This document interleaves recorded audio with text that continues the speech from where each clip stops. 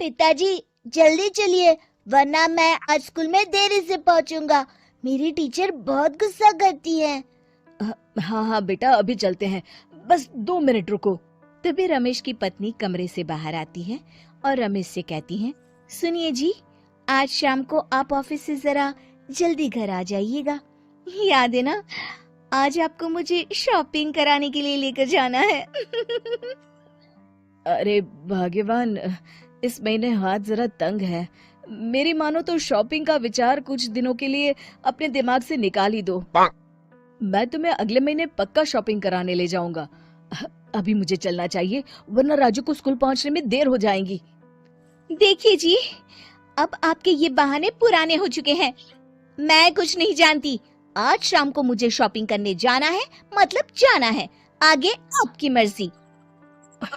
अच्छा ठीक है भाग्यवान, अब तुम पूरा घर सर पर मत उठाओ, मैं कुछ करता हूँ। इतना कहकर रमेश अपने बेटे राजू को लेकर वहां से चला जाता है। घर से निकलने के लिए रमेश जैसे ही अपनी मोटरसाइकिल शुरू करता है, तभी उसकी माँ उसे आवाज देकर कहती है, अरे रमेश, आज शाम को मुझे कुछ पैसे दे देना। याद है ना, मैंने तुझसे कहा था कि मुझे मंदिर में चढ़ावा चढ़ाना है। अरे माँ, मेरी तनख्वाह आने में अभी 10 दिन बचे हैं। अभी मेरे पास बिल्कुल पैसे नहीं है। हाँ, मेरी तनख्वाह मिलते ही मैं तुम्हें पैसे दे दूंगा। रमेश की माँ चिढ़कर कहती है, अरे तेरा दिमाग तो खराब नहीं हो गया? मैंने तेरे भरोसे मंदिर के पुजारी जी से वादा कर दिया है और तू कह रहा है कि पैसे नहीं है। अब मैं पुजारी जी को क्या जवाब दूंगी? तुझे तो मेरी इज्जत की भी कुछ परवाह नहीं है। अच्छा ठीक है माँ, अब तुम गुस्सा मत करो, मैं शाम तक कुछ इंतजाम करता हूँ। इतना कहकर रमेश वहां से चला जाता है।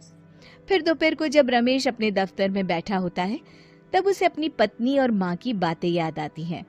रमेश अपने दफ्तर के एक साथी मोहन से कुछ रुपए उधार मांगता है। अरे भाई मोहन, मेरा एक छोटा सा काम कर दो, मुझे कुछ रुपयों की सख्त जरूरत है। मुझे कुछ दिनों के लिए क्या तुम रुपए उधार दे सकते हो? अरे रमेश भाई, मैं तुम्हें पैसे उधार तो दे सकता हूँ, लेकिन मुझे वक्त पर पैसे लौटा देना। वैसे भी मेरा मानना है कि दोस्ती यारी में कभी पैसों का व्यवहार नहीं करना चाहिए। ये कहावत तो तुमने सुनी ही होगी कि उधार प्रेम की कैंची है। मैं नहीं चाहता कि पैसों को लेकर हमारा रिश्ता खराब हो। अरे मोहन, तुम बिल्कुल चिंता मत करो, मैं तुम्हारे पैसे वक्त पर लौटा दूंगा। फिर मोहन रमेश को पैसे दे देता है। शाम को घर आकर रमेश कुछ पैसे अपनी माँ को देता है और साथ ही अपनी पत्नी को भी शॉपिंग कराने बाजार लेकर जाता है।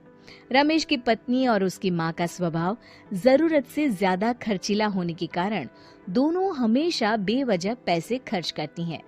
फिर एक दिन, सुनिए जी, अगले हफ्ते हमने छुट्टियों में कहीं बाहर जाने का प्लान बनाया था। आपने पैसों का इंतजाम कर लिया ना?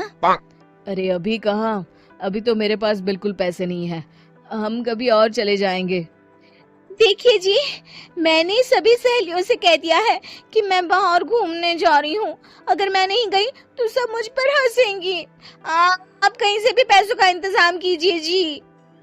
इतना कहकर रमेश की पत्नी वहाँ से चली जाती है। वहीं दूसरी तरफ रमेश की माँ भी तीर्थ यात्रा जाने की जिद करती है और रमेश से पैसे मांगती है। फिर अगले दिन रमेश एक सेठ से पैसे उधार लेकर अपनी पत्नी और बेटे को घुमाने ले जाता है और अपनी माँ को भी तीर्थ यात्रा पर भेज देता है। लेकिन जैसे ही रमेश अपनी छुट्टियां बिताकर वापस आता है, कर्जदार उसका जीना मुश्किल कर देते हैं। इतना ज्यादा कर्ज एक साथ अपने ऊपर देख रमेश काफी परेशान रहने लगता है। फिर एक दिन राजू की स्कूल की फीस वक्त पर न भर पाने के कारण रमेश को स्कूल में बुलाया जाता है। स्कूल के प्रिंसिपल साहब रमेश को सख्त हिदायत देते हैं कि अगर वक्त पर स्कूल की फीस नहीं भरी गई तो उनके बेटे का नाम स्कूल से काट दिया जाएगा। अपने बेटे की स्कूल की फीस भरने के लिए रमेश अपने दोस्त गिरधारी से कुछ पैसे उधार ले लेता है और स्कूल की फीस भर देता है। रमेश की माँ और उसकी पत्नी खर्चे और घर की जिम्मेदारी संभालते संभालते धीरे धीरे रमेश पूरी तरह कर्ज में डूब जाता है और तभी एक दिन दफ्तर में काम करते समय रमेश की तबीयत अचानक बिगड़ जाती है और वो बेहोश होकर गिर पड़ता है। उसे जल्दी से पास के एक अस्पताल में भर्ती कराया जाता है। रमेश के घर वालों को ये बात पता चल जाती है तो वे सभी अस्पताल पहुंचते हैं। अस्पताल के डॉक्टर साहब उन्हें बताते हैं, देखिए, देर रात तक जागने और जरूरत से ज्यादा काम करने की वजह से इन्हें चक्कर आ गया था। बेहतर यही होगा कि इन्हें कुछ दिनों के लिए पूरी तरह आराम करने दिया जाए। रमेश की हालत देखकर उसके बेटे राजू को बहुत गुस्सा आता है और वो अपनी दादी और माँ से कहता है, माँ, दादी, मैं इतना छोटा हूँ, फिर भी मैं इतना समझता हूँ कि पिताजी दिन रात दफ्तर में काम करके पैसे कमाते हैं। पिताजी अकेला पूरा घर संभालते हैं और आप दोनों अपने फिजूल के खर्चों के लिए उन पर दबाव डालते रहते हैं। आज पिताजी की हालत के जिम्मेदार तो आप दोनों हैं।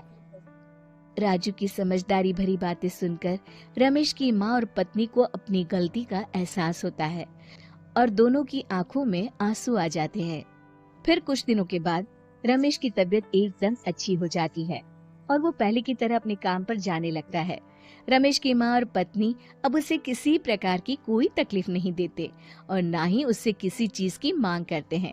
फिर देखते ही देखते रमेश अपने कर्ज के सारे पैसे चुका देता है। उसकी जिंदगी पहले की तरह अच्छी हो जाती है और वो अपने परिवार के साथ खुशी खुशी रहने लगता है। शिक्षा, हमारे रिश्ते एक तराजू की तरह होते हैं जिसकी दोनों ओर जिम्मेदारी और समझदारी का वजन बराबर होना चाहिए।